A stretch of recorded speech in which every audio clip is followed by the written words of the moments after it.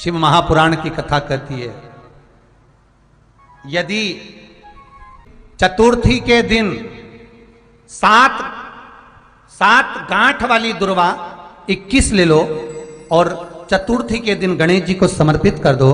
पंचमी तिथि को उस दुर्वा को उठाकर दूध में डाल दो और उस दुर्वा को दूध में डालकर उस दूध में उस दुर्वा को मल लो और जिसके सफेद चमड़ी पड़ गई हो, चर्म रोग हो गया हो, उस दूध को उस दुर्वा के साथ, दूध नहीं भी हो तो पंचमी के दिन दुर्वा का लेपन शरीर पर कर लें। आधे घंटे तक करने पर पंचमी को प्रदोष काल में स्नान कर लें। महाराज, आपको चर्म रोग में आराम लग जाएगा, सफेद चमड़ी अपने असली रंग में आना प्रारंभ हो जाएगी। गणेश पुराण दुर्वा का मूल बता। महाराज 21 दुर्वा के 108 बंडल बना लो। अगर एग्जाम में बैठ रहे हो, सरकारी परीक्षा में बैठ रहे हो, पास नहीं हो रहे, नौकरी नहीं लग रही, बहुत जगह इंटरव्यू दे दिया, 21 दुर्वा के 108 बंडल बनाओ, उसकी माला बनाओ और देवी के मंदिर में, माता जगदम्बा के मंदिर में, अर्थात जहां शंकर पार्वती पूर्ण परिवार विराजमान हो, ऐसे देवी के मंदिर में गणेश जी के गले में वो माला अर्पण करिया है, अपना नाम बोलकर और जिस एग्जाम में बैठ रहे हैं उसका भाव वर्णन कर कर महाराज। और वहीं से एक पुष्प लेकर अपने कमरे में जहां पढ़ते हो, कांच की प्लेट में उस फूल को रख दीजिए और दूसरे दिन एग्जाम के लिए चले जाइए। आपको उसका फल अवश्य मिलेगा, अवश्य मिलेगा। आप उसमें उत्तीर्ण होंगे, फल प्राप्त होगा। दुर्वा सुख का अनुभव करा देता, आनंद का अनुभव। एक बात और स्मरण रखे, जैसे कोई की प्रॉपर्टी है, कोई की जमीन है और वो जमीन तुम्हारी कोई ने कब्जा कर लिया, तुम्हारा नाम नहीं हो पाई, या कोई उसमें लफड़ा हो गया या तकलीफ आ गई और पैसा उसमें अटक गया, उसके लिए भी कनेर का पुष्प श्रावण महीने के जितने सोमवार आते हैं, रविवारी, सोमवारी और भोमवारी, कौन कौन से वार हो गए? रविवार, सोमवार और मंगलवार, 3 बार। प्रथम दिवस में कनेर का 1 पुष्प लेना है, द्वितीय दिवस में कनेर के 5 पुष्प लेना है और तृतीय दिवस में कनेर के 3 पुष्प लेना है। बेलपत्र एक साथ में लेकर शिवजी को रविवार के दिन भी समर्पित करें, सोमवार के दिन भी समर्पित करें और मंगलवार को 3 कनेर के पुष्प के साथ बेलपत्र लेकर बाबा को समर्पित करिए। कितना भी अटकी हुई प्रॉपर्टी होगी, कह दिया उसने मैं तेरे नाम प्लाट नहीं कराऊंगा और पैसा लेकर बैठ गया या पैसा नहीं दे रहा है या किसी भी रूप में वो अटका हुआ है, अगर सावन के 4 सोमवार पढ़े या 5 सोमवार पढ़ें, आपने ये प्रत्येक सावन के सोमवार के पहले, फिर से बोलो कौन सा वार? रविवार, सोमवार और मंगलवार, ये 3 बार का क्रम अगर प्रत्येक सोमवार के पहले और बाद में कर लिया तो आपको उसे प्रॉपर्टी उस व्यक्ति को तुम्हें देना ही पड़ेगी, छोड़ना ही पड़ेगी। उसको खुद अपने आप में बेचैनी होने लगेगी, मुझे बुलाएगा, आपको जाना नहीं पड़ेगा, खुद बस फोन लगाया आपने, भैया हमारा करा दो, हमारा करा दो, 2 बार 3 बार अगर बोला, चौथी बार वो खुद बुलाएगा, बेचैनी बढ़ेगी। मेरा बाबा उसको खुद खल बुला देता। शिव शिव है, उसको कहते सत्यम शिवम सुंदर, शंकर शंकर, वो नित्य कृपा करने, नित्य। श्रावण के महीने में तुमने भूलवश भी अगर पार्थिव लिंग का निर्माण करा हो और पार्थिव लिंग का निर्माण कर कर अगर एक बेलपत्र शंकर को समर्पित करी हो तो वो बेलपत्र का फल मुझे दे दिया जाए। एक बेलपत्र का फल मुझे दो।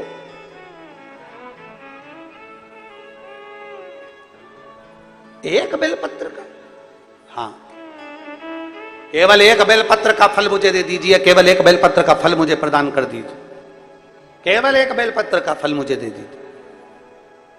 एक बेलपत्र, हाँ।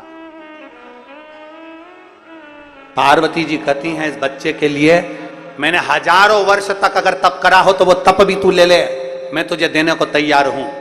1000 वर्ष का तप मैं घड़ियाल तुझे देने को तैयार हूं, पर एक निवेदन है कि श्रावण महीने में जो मैंने एक पार्थिव लिंग का निर्माण करा और जो बेलपत्र समर्पित करा, उसका पुण्य मैं तुझे नहीं दे सकती। 1000 वर्ष का पुण्य ले ले, मैं दे दूंगी, पर एक श्रावण के महीने के पार्थिव लिंग के पूजन का एक बेलपत्र का पुण्य नहीं दे सकती। घड़ियाल कहता है, मुझे तुम्हारे हजारों वर्ष का तप नहीं चाहिए, मुझे तो केवल एक श्रावण महीने के पार्थिव लिंग पूजन का एक बेलपत्र का फल चाहिए। तब पार्वती जी ने विचार करा, अब जरा विचार आप करिएगा, 1000 वर्ष तक तप करने का फल घड़ियाल नहीं ले रहा है, एक सावन के महीने के पार्थिव लिंग के पूजन में जो बेलपत्र समर्पित किया गया उसका फल ले रहा है। मतलब समझने का विषय है कि एक पार्थिव लिंग सावन के महीने में बनाया जाता है और उस पे एक बेलपत्र चढ़ाई जाती है, तो 1000 वर्ष के तप का फल ज्यादा है, उसका फल ज्यादा है। 1000 वर्ष से ज्यादा तप के फल से बड़ा फल है पार्थिव शिवलिंग का निर्माण श्रावण महीने में कर एक बेलपत्र समर्पित कर। एक बेलपत्र करिए आप लोगों ने, किस किसने पूजन करी, जरा हाथ उठाओ। सभी ने करा है, रखो वापिस। अब जरा विचार करिए कि हजारों वर्ष के पूजन के फल के बराबर एक पार्थिव लिंग के निर्माण को और एक बेलपत्र समर्पित करने का फल प्राप्त हो जाए। एक और शंभु शरणे पड़े मांगू घड़ी रे घड़ी, दुख काटो दया करी ने दर्शन। शंभु शरणे पड़े मांगू घड़ी रे, दुख काटो दया करी ने दर्शन। बोल बम का नारा है, जरा जम के बोलो, बोल बम का नारा है, सारी समस्या का हल। एक बेलपत्र में वो बल हो जाता है पार्थिव लिंग पूजन के श्रावण महीने के। हमसे लोग कहते हैं, क्या पड़ी तुमको सावन महीने में शिवलिंग का निर्माण करवाना, पूजन करवाना, ऑनलाइन करवाना, क्यों? हम कहते हैं भूलवश भी अगर कोई अपने घर में सावन के महीने में पार्थिव लिंग का निर्माण कर लेता है, पूजन कर लेता, भूलवश भी, और एक बेलपत्र समर्पित कर देता है, उसको हजारों वर्ष का पुण्य फल तप का तो वैसे ही प्राप्त होगा।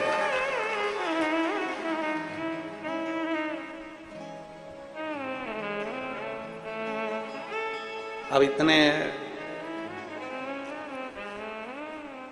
कम से कम जिस दिन पार्थिव लिंग का निर्माण का करते हो, आप लोग पूजन करते हो, उतने समय तो कम से कम तुम्हारे विचार तो अच्छे रहते हैं, तुम्हारी बुद्धि तो अच्छी रहती है, तुम्हारा चित्त तो अच्छा रहता है, उतने समय तुम भगवान शंकर की भक्ति तो करते हो।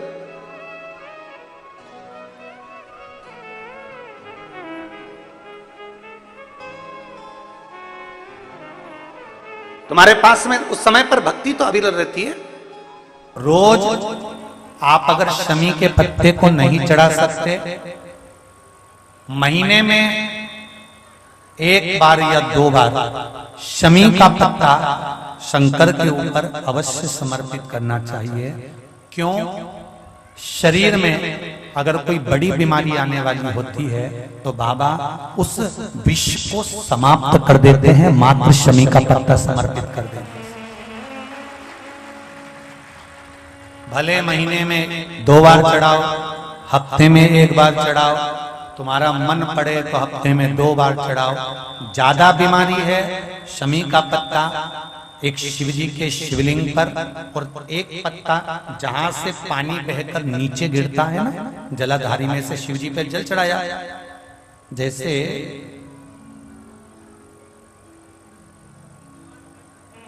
ये शिवलिंग, इस पर जल चढ़ाया जाता है, ये पानी बहकर नीचे आता है, तो जहां गिरता है एक पत्ता शिवलिंग के ऊपर और एक पत्ता जहां से जल नीचे गिरता है वहां। अगर ज्यादा बीमारी है और ऐसा लग रहा है कि डॉक्टर कह रहे हैं कि तबीयत ज्यादा खराब हो सकती है, जांचे जाएगी, ये होगा वो होगा, तो एक पत्ता शमी का ऊपर, एक पत्ता जलधारी जो बहकर नीचे आती है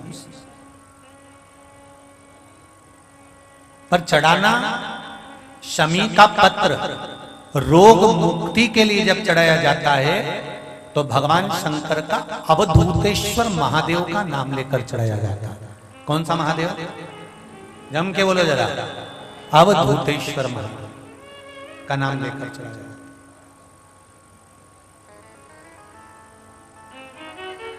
एक बात आपको कही थी अभी पिछले कथाओं में, गाय के दूध का घी बनाकर उसकी एक उंगली घी की अशोक सुंदरी वाली जगह पर लगाकर, जो व्यापार नहीं चलता हो, दुकान नहीं चलती हो, अशोक सुंदरी वाली जगह पर घृत लगाकर घर के दरवाजे पर या व्यापार के द्वार पर उस उंगली को लगा देना चाहिए। घृत पर होना गाय के घी का। गौमाता शिव पुराण कर रही है, बाबा देवादिदेव महादेव की कथा पुराण में आता है कि शमी वृक्ष की पत्ती को जब कोई नारी, पुरुष, बच्चा, बूढ़ा, जवान उस शमी के पत्ते को बेलपत्र के साथ लेकर जब शिवालय तक जाता है, जितनी देर तक वो शमी का पत्ता उसके हाथ में रहता है, जितनी देर तक शमी का पत्र उसके घर में रहता है, जितनी देर तक शमी का पत्र उसके स्पर्श में रहता है, उतने उतने शरीर के रोग, दुख, ताप काट देता है और उसे अलग से बल प्रदान कर देता है। शमी पत्र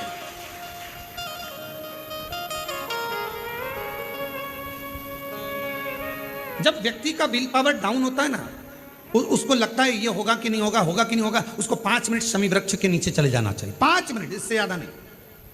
या शमी की पत्ती को रख लेना चाहिए। पहले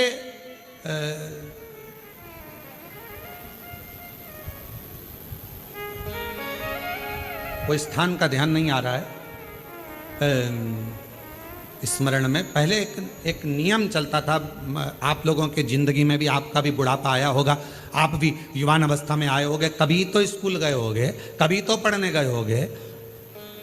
सबसे पहले अगर हमारे विद्याध्ययन को निकालेंगे तो हमारे यहाँ एक नियम चलता था कि शमी की पत्ती को किताब के अंदर उसको विद्या के रूप में रख लिया जाता था। बाद में ये नई नई डिजाइन की पत्ती आ गई तो विद्या का पेड़ पैदा कर दिया इनने। अब वो विद्या का पेड़ पैदा कर दिया तो विद्या को रखने लगे।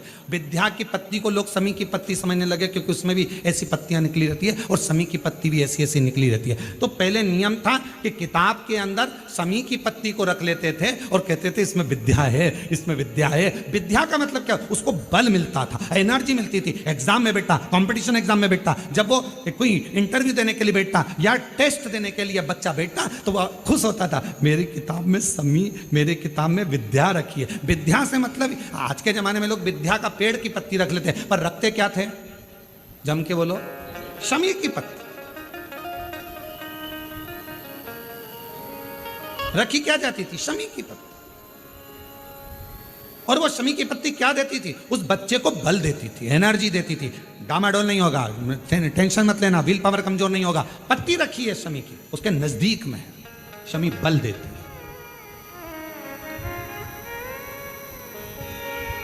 जो ये ऑनलाइन कथा चल रही है, ये शमी मंदार शिव महापुराण की कथा चल रही है, शमी कथा।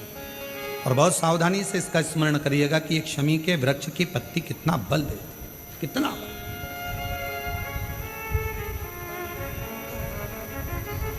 शायद आप लोगों में भी कोई ना कोई तो ऐसा होगा जिसने बचपन में विद्या की पत्ती रखी होगी।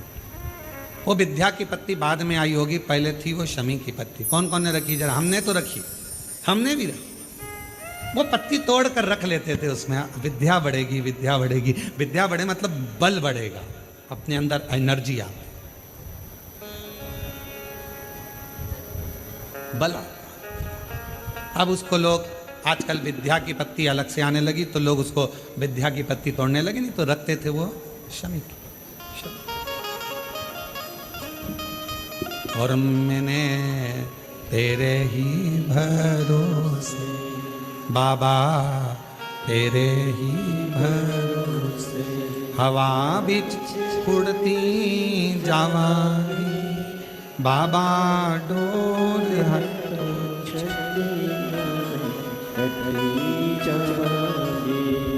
भोले मैं तेरी शंभु मैं तेरी हवा बिच उड़ती जावांगी बाबा, डोर हटो चढ़ी नावे कटरी जावांगी। जैसे शिव का द्वार बेलपत्र, यहाँ शास्त्र कहता है आंवले का वृक्ष, शमी का वृक्ष, पीपल का वृक्ष, बट वृक्ष, ये हमको बल देते हैं। बल जो अधोगति में चले जाते हैं, अचानक जिनके प्राण छूट जाते हैं, उनके लिए ये कथा कर रही है। पितरों की 3 बेटियां, तीनों से गलती हो गई। आप शिव मंदिर में जाएं, कोई गलती ना हो, जल चढ़ाएं, मना नहीं, छींटा ना लगे, धीरे धीरे चढ़ाइए। और एक बात अच्छे से ध्यान में रखिएगा, शिव मंदिर से जब भी वापिस आए, जल चढ़ाकर अपना फर्ज पूरा अदा कर कर। फर्ज से मतलब जब शिव मंदिर से वापिस आए, जो पत्ती, बेलपत्री, फूल शिवजी पे चढ़े थे, वो नीचे शिवलिंग पे से नीचे गिर गए हों। एक शिवलिंग रखा है, लाना मिट्टी वाला, लाइए जरा उठा के। अब छत्तीसगढ़ में कथा चल रही, थोड़ा ध्यान से सुन लोगे एकांतेश्वर शिवलिंग का पूरा वृतांत। तो आप लोग जो पशुपति व्रत कर रहे हो या कोई भी उपास करते हो, कई लोग कहते हैं हमने करा नहीं हुआ। क्यों नहीं हुआ? उसमें हमारी गलतियों को हमें चाहते। ये देखिए,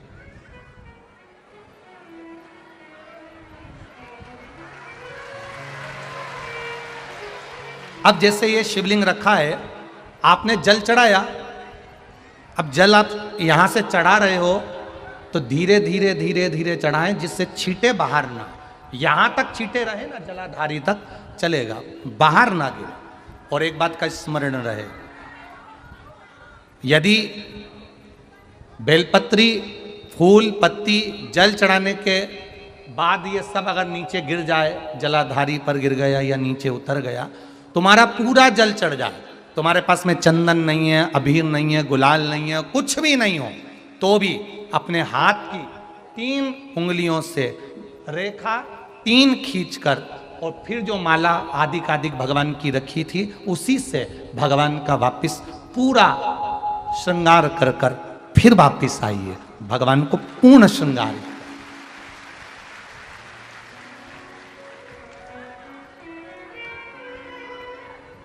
भगवान का पूर्ण श्रृंगार कर कर आइए। कई लोग जल चढ़ाने के बाद में भगवान का जो फूल पत्ती नीचे रखी रहती है, आप, हम ये नहीं कह रहे कि आप अपने घर से लेकर जाओ, आपके पास में कुछ नहीं, 1 लोटा जल चढ़ाओ, जल चढ़ाया, जो फूल पत्ती नीचे रखी हुई है उसी को उठाकर, उसको रखकर, उसी फूल से भगवान का खूब सुंदर श्रृंगार भगवान का कर कर फिर आइए। क्यों? शिव का जब हम श्रृंगार कर कर आते हैं, माता पार्वती जी ने देवाधिदेव महादेव का श्रृंगार किया है, आप लोगों के स्मरण में होगा। राम जी ने माता जानकी का श्रृंगार किया है। रामचरित सुनिए कथा, रामायण सुनिए आप लोगों ने, रामायण सुनी होगी तो उसमें माता बैठी हैं शिला के ऊपर और भगवान राम उनका श्रृंगार कर रहे हैं, एक कौवा आता है, वो चोंच मार कर जाता है, ये सारा वृतांत आप लोगों ने श्रवण किया है। तो राम जी माता सीता का श्रृंगार करते हैं, भगवान कृष्ण राधा जी का श्रृंगार करते हैं। केवल एक देव अधिदेव महादेव की कथा ऐसी है जिसमें पार्वती जी शिव जी का श्रृंगार करती है। शिव का श्रृंगार किस लिए? क्यों? कहा जल चढ़ाने के बाद वहीं पर पड़ी हुई पत्ती से, फूल से, जो चढ़े हुए फूल हैं, चढ़ी हुई पत्ती है, चढ़ा हुआ निर्माल्य है, जो भी शिव जी का है, उसी को धोकर वापिस भगवान का श्रृंगार कर कर आना चाहिए। किस लिए कि हे भोलेनाथ, जब मैं इस संसार सागर से जाऊं, अखंड सुहाग लेकर पूरी श्रृंगार कर कर इस धाम से जाऊं। ऐसी कृपा बना। जो पढ़ाओ, जो पढ़ाओ, चंदन नहीं है, हाथ से चंदन का स्मरण होना चाहिए। नहीं है हमारे पास लगाने को रोली, मोली, चंदन, जो भी आपके पास में, अबीर, गुलाल नहीं, अपने मन का गुलाल लगाइए, अपने मन का हृदय से दिल से रिझाने का प्रयास। ले जाओ बाबा, ले जाइए, दिल से चढ़ाइए। और जब भाव से, दिल से आप आनंद के साथ देवाधिदेव महादेव का आप पूजन करो, उसमें गलती ना हो, गलती ना। देखिए, पितरों की 3 बेटियों को श्राप लग गया। श्राप क्या लगा? तुम्हें पृथ्वी पर जाना पड़ेगा, मृत्यु लोक में जाना पड़ेगा, और तुम्हें मृत्यु लोक में जन्म लेना पड़ेगा। मृत्यु लोक में जाना पड़ेगा और तुम्हें जन्म लेना पड़ेगा। अब दुख आ गया। पितरों की बेटियां, इन्होंने पूछा हमारा भी कल्याण हो और पितृलोक में जितने पितर आए उनका भी कल्याण हो। जो अधोगति में, जैसे हमारी गति बिगड़ी है, हम अभी युवान अवस्था में हैं, आपको चोट लगी, आपने हमको श्राप दिया, मान लो कोई अधोगति में प्राण छोड़कर चला जाता है, उसका उद्धार कैसे हो? सनकादि ऋषि से पूछ रही, आप कृपा करो, आप दया।